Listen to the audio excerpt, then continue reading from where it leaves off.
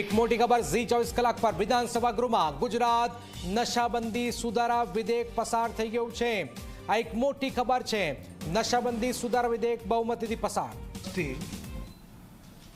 રાજ્યના વિવિધ પોલીસ સ્ટેશનોની બહાર ઢગલાબંધ ભેગી કરવામાં આવતી હોય છે। આસપાસના નાગરિકો, વિસ્તારના ધારાસભ્યશ્રીઓ, ચૂંટાયેલા પ્રતિનિધિઓ વારંવાર આ વાહનોના નિકાલ માટે એમની ફરિયાદ મળતી હોય છે। આજે ગુજરાત વિધાનસભામાં આ ઐતિહાસિક સુધારો લાવવામાં આવ્યો છે। આ ઐતિહાસિક સુધારાના માધ્યમથી આ હજારો વાહનો આવનારા દિવસોમાં એનું ઓક્શન કરવામાં આવશે અને એ ઓક્શનના માધ્યમથી જે રકમ પ્રાપ્ત થશે તે રકમને રાજ્યના ગરીબો, શોષિતો, મારા રાજ્યના મધ્યમ વર્ગના પરિવારના વિવિધ લોક કલ્યાણકારી યોજનાઓની અંદર વાપરીને બુટલેગરો દ્વારા જે 2 નંબરથી આ આવક ઊભી કરી હોય અને આ પ્રકારની મોંઘીઘાટ ગાડીઓ અને વાહનો પ્રાપ્ત કર્યા હોય તેને વેચીને રાજ્યના નાગરિકોને મદદ કઈ રીતે પહોંચે તે દિશામાં સરકાર દ્વારા આ ઐતિહાસિક સુધારો લાવવામાં આવ્યો છે। આ ઐતિહાસિક સુધારાઓ પર આજે અનેક ધારાસભ્યશ્રીઓએ પોતપોતાના સજેશન્સ રજૂ કર્યા છે।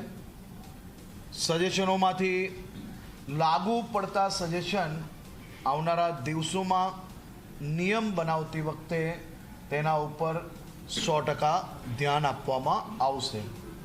આ નિયમ બદલવાની સાથે જ તાત્કાલિક આવતા અઠવાડિયાથી આ ઓક્શનની શરૂઆત થાય તે માટે વિભાગને સૂચના આપી લેવામાં આવી છે અને રાજ્યમાં પોલીસ સ્ટેશનો અને જે મોટા મોટા ગ્રાઉન્ડોમાં આ પ્રકારના વાહનોનો ઢગલો છે એ વાહનો ત્યાંથી મુક્ત કરાવીને પોલીસ સ્ટેશન બી સ્વચ્છ થાય અને ખાસ કરીને આ પ્રકારના જે ગ્રાઉન્ડ છે એને બી ખાલી કરીને એ જગ્યા, એ સરકારી જગ્યા લોક ઉપયોગી કઈ રીતે આવી શકે તે માટે સરકાર દ્વારા ચિંતન કરવામાં આવ્યું છે।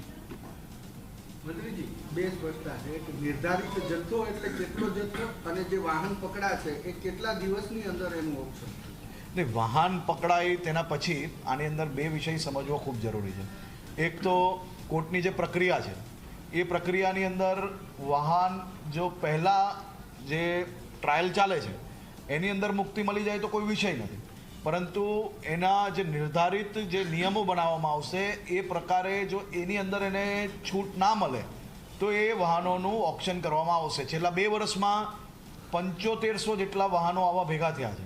એટલે સૌથી પહેલાં 2 વર્ષના આ 7500 વાહનો અને એની પહેલાંના વાહનો એ મુક્ત કરવાના છે અને એની સાથે સાથે જે નવા વાહનો પકડાશે, ખાસ કરીને 250થી વધારે તો મોંઘીઘાટ લક્ઝરિયસ કારો, એટલે કે જેની રકમ કમસે કમ 50 કરોડથી વધારે રકમ એની અંદર આપણે રાજ્ય સરકારને મળશે અને રાજ્યના નાગરિકોને તે વ્યવસ્થાઓની અંદર આવનારા દિવસોમાં ઉપયોગમાં આવશે। અને જે દારૂનો જથ્થો છે, 20 લીટર દારૂનો જથ્થો જે હોય છે તેની અંદર જે જૂના નિયમોમાં વાહનો જપ્ત કરતા હતા એ જ નિયમ આમાં બી લાગુ છે। 20 લીટરથી વધારે જો દારૂનો જથ્થો મળે તો એની અંદર વાહનો આપણે જપ્ત કરતા હોઈએ છીએ અને આવનારા સમયની અંદર બી એ જ રીતે આગળ વધશે। આપણે કુલ મળીને 7213 વાહનો આ 2 વર્ષમાં અને તેની પહેલાંના જે વાહનો છે, આવા અનેક ઘટનાઓ એવી બી બનતી હતી કે 15-20 વર્ષે જ્યારે કેસ પૂર્ણ થાય અને ઘણા લોકોને કોર્ટની અંદરથી ક્યાંક ને ક્યાંક લાભ મળી જતો હતો એમનો વાહન પરત મેળવવા માટેનો, પરંતુ ક્યાંક ને ક્યાંક એ વાહનોની પરિસ્થિતિ જ એવી હોતી હતી કે વ્યક્તિ આવીને વાહનની પરિસ્થિતિ જોયા પછી પોલીસ બી એને શોધે કે આ વાહન લઈ જાય તોય લેવા નહોતા આવતા। એ પ્રકારની પરિસ્થિતિ હતી। ટેમ્પોનું ભાડું વાહન લઈ જવા માટે મોંઘું પડે એ પ્રકારની પરિસ્થિતિ જતી હતી। તો એની અંદર સૌથી મોટું જો આપણે કોઈ નુકસાન હોય તો એ આપણી રાષ્ટ્રીય સંપત્તિનું બી નુકસાન હતું। તો આનાથી 2 ફાયદો થશે કે આપણી રાષ્ટ્રીય સંપત્તિ બચશે, બીજો ફાયદો કે આ વાહનો ફરી આ લોકો દારૂની હેરફેર માટે વાપરી નહીં શકશે. અને ત્રીજો ફાયદો, જે પોલીસ સ્ટેશનની આજુબાજુમાં રહેતા નાગરિકો છે એને જઈને તમે પૂછશો કે આ કાયદો કેટલો મહત્ત્વનો છે, તો એ મારા કરતાં બી સારો જવાબ તમને જરૂરથી આપી શકશે. કારણ કે વાહનો એટલા ભેગા થાય તો ત્યાં ગંદકી થાય, મચ્છર થાય, અને જે લોકો અવર જવર કરતા હોય એને આનો કંઈક ને કંઈક મુશ્કેલીનો સામનો કરવો પડતો હોય છે. એક સમય મર્યાદાની જે એક જ મિનિટ હર્ષભાઈ, જે સમય મર્યાદા તમે વાત કરી કે ભાઈ કોર્ટની અંદર તો ટ્રાયલ ચાલે અથવા તો ઇનિશિયલ ડેમાં, તો પછી કોર્ટમાંથી જ્યારે ઓર્ડર થઈ જાય એના કેટલા સમયમાં કોઈ એવું ટાઈમ પિરિયડ નક્કી કરવામાં આવ્યો છે કે વાહન જપ્ત થાય, કોર્ટની ટ્રાયલ અથવા તો ઇનિશિયલ ડે કેટલા સમય બાદ હરાજી કરી શકાય? આમાં કોર્ટનું જે એની કોર્ટ છે એની અંદરથી પરમિશન લઈને જ આ હરાજીઓ થતી હોય છે. અને એ હરાજીમાં ખાસ કરીને જે નિયમો છે આ બિલ પાસ થયા પછી આપણે જાણીએ છીએ કે નિયમો બનતા હોય છે.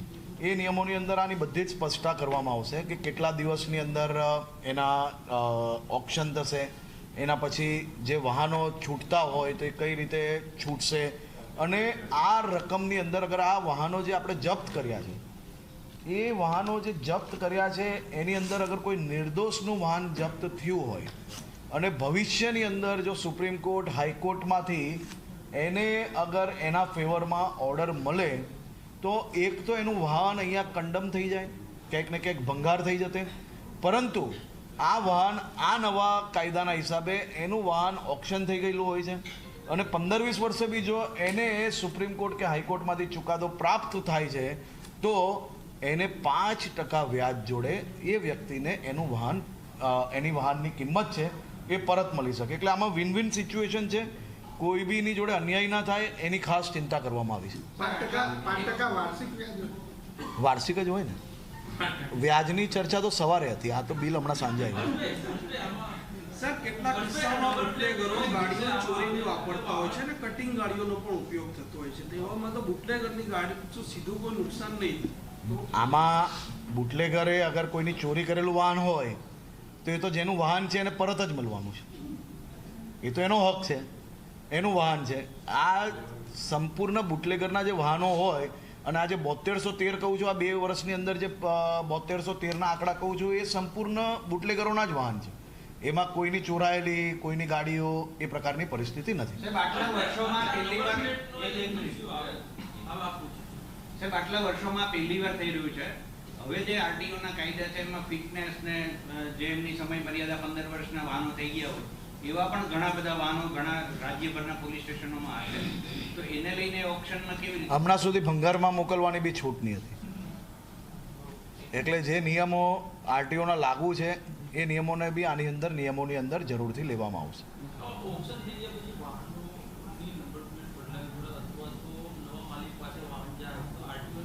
એ બાબતમાં અમે નિયમ બનાવતી વખતે 100% વિચારણા કરીશું કે શું કરવું જોઈએ. ચાલશે. ચાલે.